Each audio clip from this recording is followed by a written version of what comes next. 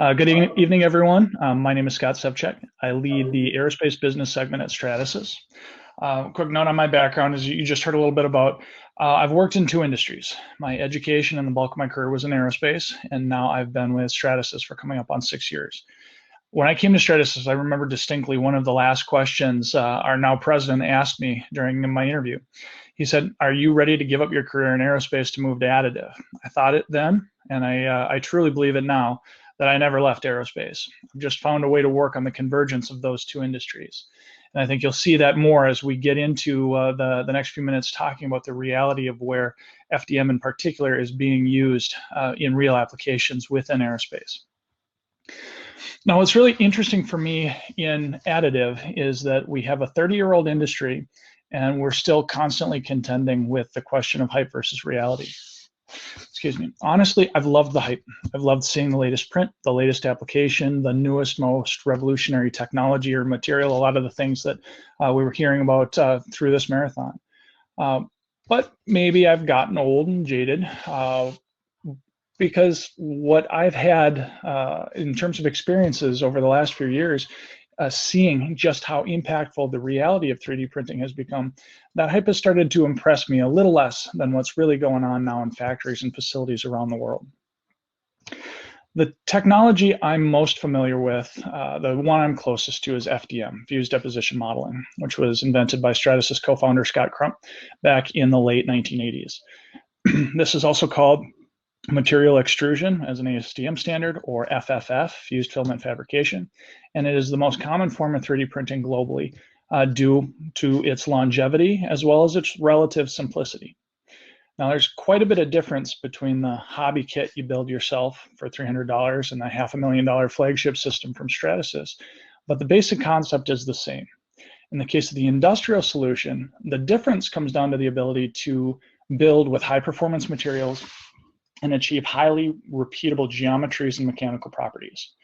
That's something that really is a characteristic of the industry as it moves from supporting prototyping applications and one-off applications to being trusted in and relied on as a manufacturing technology. It's really the cornerstone for industrialization and for standards. I've had the privilege of being closely involved in maturing this technology to the stable and repeatable state it is in today. But what does that really enable? So start with an example. Imagine you are responsible for maintaining a fleet of, let's say, trains, like Siemens Mobility does. You have a skirt panel on the front of those trains that tends to get damaged every once in a while. Not frequently, but frequent enough that it has become a bit of a problem for you. And every time you need to replace one of those skirt panels, and what I mean when I talk about skirt panel is the part that you see sitting on the table, the left side of the screen. Every time you need to replace one of these, you have to go back and check inventory. Now, keep in mind, every city opted for a slightly different configuration of their light rail. So you have hundreds of thousands of different part numbers that you're tracking in inventory. Maybe you have one of the panels, maybe you don't. If you don't, is your supplier still in business? Do they still have the tooling? What's their minimum order quantity? How many do you have to buy in order to get the one that you need? In Siemens' case, for this skirt panel, they needed to buy 15 to get one, and they don't anymore. They print one when they need one, where they need one, and on the timeline they need it. What you're seeing on that table is a printed part. It's printed in two pieces in a 4-900 at the right side of the screen, and then it is bonded and painted and deployed to the field. No more buying 15, putting 14 into stock on the hope that you'll eventually use all of those. Instead, it's using what you need and producing it only when needed. Now, maintaining a fleet of trains is fairly unique. There aren't a lot of suppliers, a lot of people doing that specific type of sustainment. But there are a lot of people who are sustaining long-lived or products with a very long longevity throughout the world. And we're seeing more and more of them find additive manufacturing as a way to meet the needs of the unique challenges of sustainment. So this is a part for the United States Air Force. The US Air Force has a very similar problem to the rolling stock problem that Siemens faced. They support an aging fleet of transport aircraft globally. they've also turned to FDM for spare parts, like this wall panel for the lavatory in the out-of-production C-5 transport aircraft. So aircraft were built years ago. These aircraft will be flying for decades to come. In this case, we were even able to provide them a pre-colored material, so they don't even have to do the bonding and painting and finishing of the last example. They print the part following their rigorous procedures that they have developed to ensure they get what they need and have confidence in the part they're putting into service, and they install it. This is a capability that did not exist 2 years ago. And it isn't hype. It's spare part production that is happening today to solve real problems in aircraft sustainment. Sustainment has a uniquely strong fit with additive as a result of the low quantity nature of the business. So Airbus started with a spare part as well. One part for an out-of-production aircraft back in about 2012. It gave them an understanding of the technology and how they could use it, how they could take advantage of it, where it fit. How they've progressed since this one component has been just nothing short of incredible. From one spare part replacement to about 1,000 of what they called missed parts for the A350, where they used a printed version of a part that was late to the line to keep the initial A350 deliveries on schedule, to now several hundred serial production parts going onto each and every new A350. To the next step, parts like this one, which is on an A321 aircraft, where you can see something different. The last few parts that you saw that we talked about in a sustainment context, they don't look additive in nature. They're not spider-like topology optimized. They just look like a part that needed to be produced that had been designed for a different technology. This is taking a step beyond that. Here, they are going beyond relying just on the supply chain benefits of economical low volume production. This part is showing something different and something that's really key in serial part original equipment manufacture. Airbus is understanding design for additive manufacturing. They're starting to take benefit not only from that efficiency of low volume manufacturing with additive, but utilizing the design freedom for secondary benefits.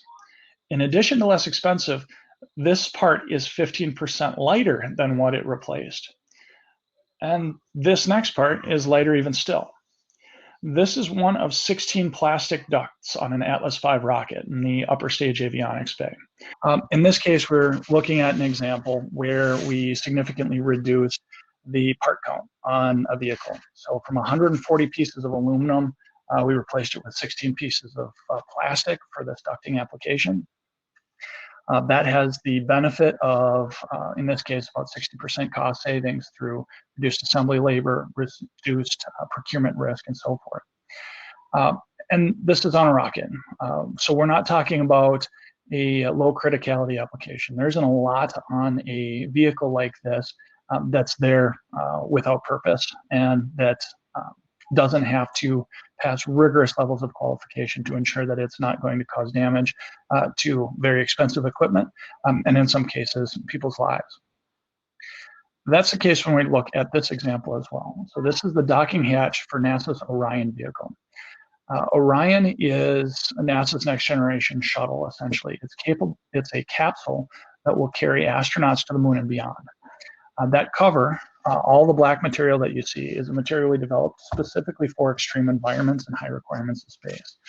It's a PEC-based material that we developed further to compatibilize it with the FDM process, not just pick up a formulation material developed for injection molding or another process, but truly an FDM compatibilized PEC. We call it Antero. So this material currently is in space, orbiting on NASA's ICESat-2 vehicle, where it was first used to create a complex fiber routing bracket. And now with Orion, the picture you see here, as well as Artemis, the larger in scale NASA program on the return to the moon and going beyond, this will become a very significant component in crewed spaceflight applications. So not just equipment, but actually parts on vehicles that astronauts are flying in. So it couldn't be more critical in these cases. So seeing this level of acceptance of the technology within these critical spaces is really a strong sign of where the technology has reached the thresholds that it has crossed. And again, that's the reality of this technology and why I get so excited about the things that we're seeing, real parts, not necessarily the fanciest, the most gorgeous, but parts that are significant and playing a role in significant endeavors. It's not just these parts on this vehicle. We've now advanced materials as part of the design portfolio across the space segment. The combination of low volume and complex requirements has made really this technology uniquely suited to support the segment, especially on new development. Now, back in the atmosphere, new development aircraft are pretty rare. So getting the opportunity to work with Boom on their clean sheet supersonic aircraft has been an incredible opportunity. They aren't trading against an existing part they are trying to replace, the way it would be the case with replacing parts on existing aircraft or rockets. There was 140 pieces of aluminum. There was a qualified ducting system that we replaced on the Atlas V. In the case of Boom, they're not competing against an existing design and existing qualification. They're looking at a clean sheet and able to introduce new designs, taking advantage of DFAM from the start. They have the opportunity to do this from the beginning. So like this pressure regulator bracket, simple part, nothing too fancy, something to hold a pressure regulator in place against the frame of the aircraft. Save them 96% of cost and 99.9% of lead time. This is something they print in a few hours rather than ordering weeks in advance. Boom is doing a phenomenal job sharing their build of their XB-1, their test aircraft, very publicly on social media. For me, it's especially exciting to watch, but I recommend everybody go just check out what they've posted on LinkedIn over the last several months as this aircraft has come together. For me, it's especially exciting to watch as I look for in each picture the printed parts I know are on that aircraft, like this bracket, like routing conduit routing standoffs, or drill guides, assembly fixtures, and various tools and aids that they're using to speed their production process. In some cases, we're not just talking about the part. Now, here's the part where I will drift dangerously close to hype, but try to stay grounded in reality. So not just talking about the part, but the bulk of the aircraft itself. This is a public demonstrator we built and flew with Aurora Flight Sciences. They're now part of Boeing when we did this project. It was prior to their acquisition. We wanted to do this project, and Aurora wanted to do this project to highlight and to share openly a concept that really showed some of the work that we were doing together behind the scenes on programs that Aurora couldn't discuss publicly or even with us. So this aircraft was built for a specific set of mission objectives rather than designed for general purpose. Everything on this vehicle was printed except for the jet engine, the electronics, and the landing gear. So the structure you're seeing, the bulk of the body of the vehicle was printed in FDM, depending on the requirements of the part, either ASA, Ultim 9085, or Ultim 1010. There is a laser sintered fuel tank conformal around the turbofan in the vehicle. There is a DMLS piece, a thrust vectoring exhaust nozzle in the aft fuselage that was printed in Inconel. So everything that could be printed on this vehicle was. Now, designing for a specific purpose like this resulted in about half of the development and build time than what Aurora would typically see for a similar sort of vehicle. And in this case, we're doing this for a specific purpose for a highly complex project. Might think of it as reserved for drones for military purposes, but it can come down to something much, much closer to home for many, and that's personalization. This is a trend that continues to accelerate in day-to-day life in consumer goods, but even in commercial aviation. So in commercial aviation, they refer to it as differentiating passenger experience. And it's being enabled by 3D printing in a significant way across aviation as well as automotive. It comes back to the low volume economics of producing with this technology. The design freedom as well. So you're able to do things like what's shown notionally in this picture of highlighting a specific personality for a vehicle. You can think of a business jet with an interior that is detailed with the brand, the symbology of a specific customer. But even more than this low volume production and design freedom, it comes down to speed. How fast can you ramp production on something that is completely different or even just slightly different than what you usually produce? I was on the phone with an executive from a major aerospace company about a week ago. We were talking about COVID response efforts, and he made a brilliant analogy, which, of course, I'm now going to steal. He said, as a mechanical engineer, he's worked a lot with hydraulic motors, and he sees that as a good analog for traditional manufacturing. It takes time to get up to power, but once it's ramped up, it's immensely capable. But it takes that ramp up and it takes that ramp down to really fully utilize the power of that hydraulic motor. Additive, he sees as more like an electric motor. You flip the switch and it is on full power immediately. Now you have a lower maximum power. You can't do as much as you do with the traditional motor, but you can have manufacturing immediately and without delay. This is how the aerospace industry, in the span of 2 days, became the major personal protective equipment provider to the US government.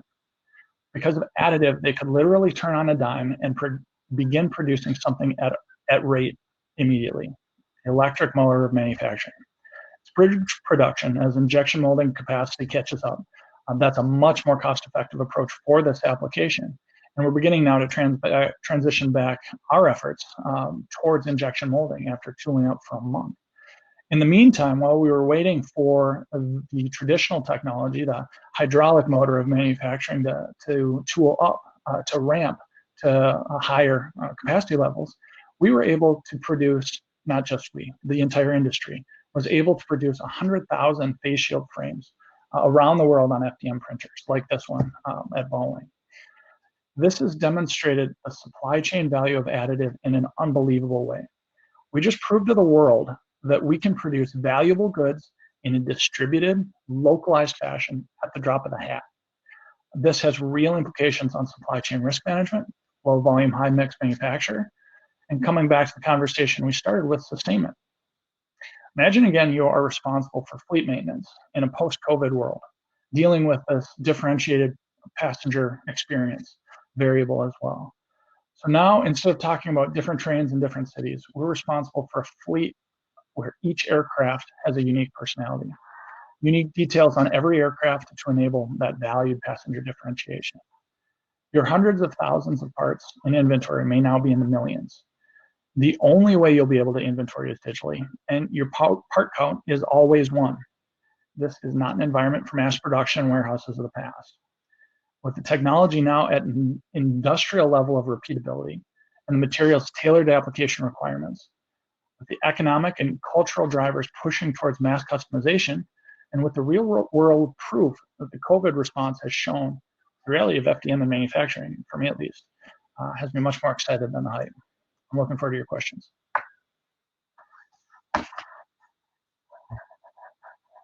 Louis from AMT was wondering if that was Scott Crump's private jet. No, unfortunately, Scott does not have a private jet, but we've done those panels. We originally did them for Paris Air Show in 2017, I think. So.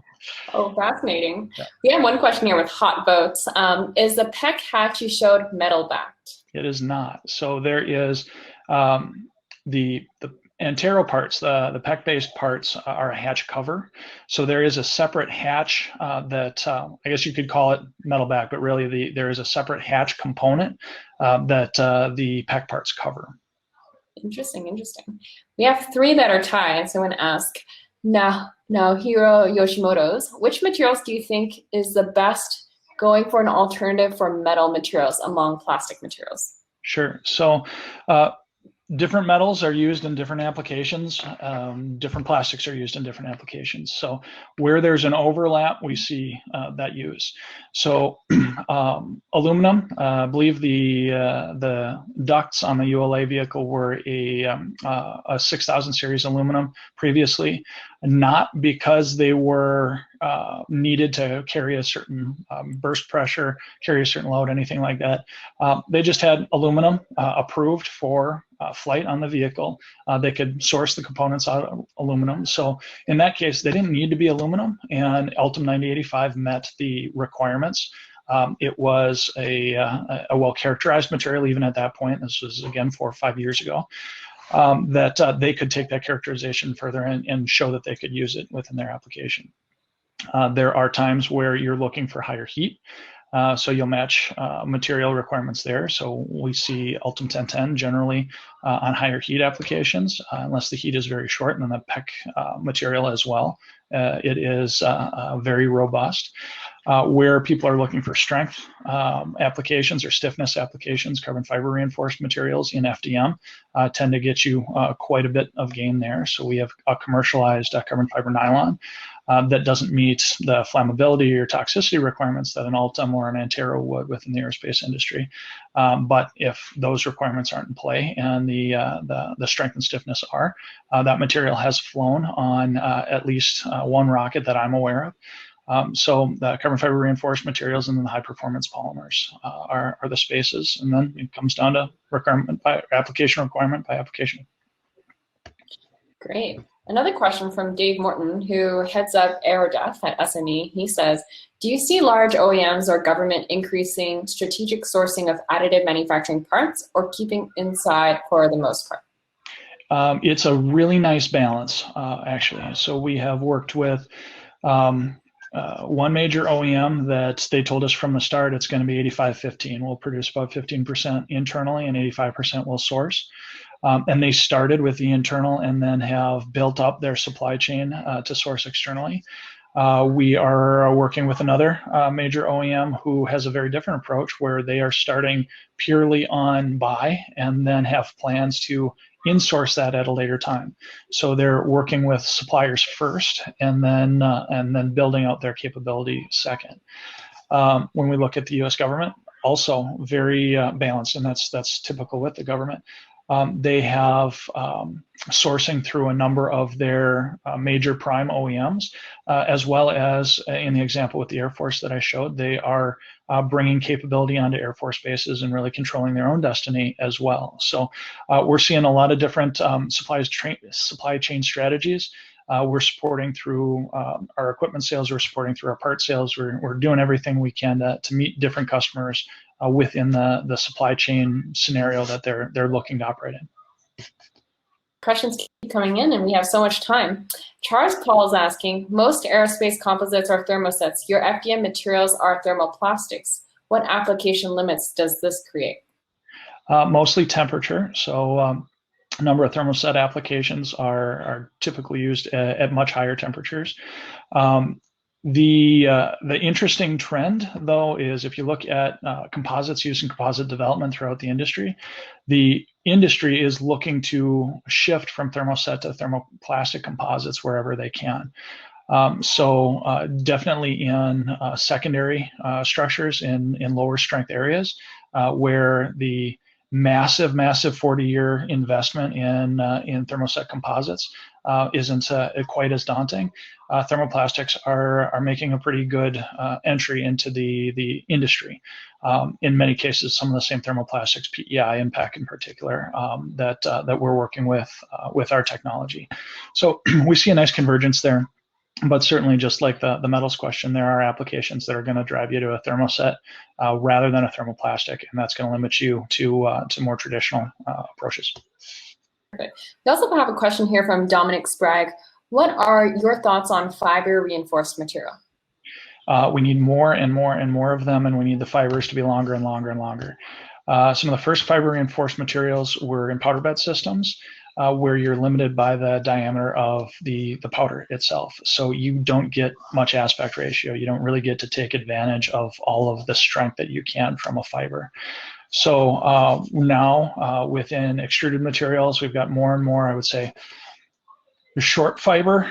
They're much longer than what it would be in a powder bed, but aspect ratios that allow us to get a usable anisotropy allows us to get a lot of the stiffness benefits. I think there's been presentations already, and certainly though there's more to come within the industry looking at continuous fiber composites and the convergence between extrusion and some of the automated fiber placement, automated tape layup methodologies, and that opens up application spaces. When we talk about materials to replace metal, if you want aluminum strength, you might be able to get that out of a heavily reinforced chopped fiber pack material, but you can get it real quickly and easily if those fibers get to that continuous threshold.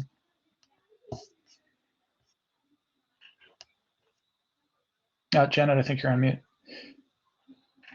Right, I should know that by now. Thank you so much for joining us and presenting and sharing your insights. I'm sure all the 400-some people here really appreciate it. We have sent you questions that are remaining, so you can easily follow up. And the next networking session is taking place, I believe, at 10:30 p.m. later today, Eastern Time. And you can find Scott there if he's still around. Thank you very much.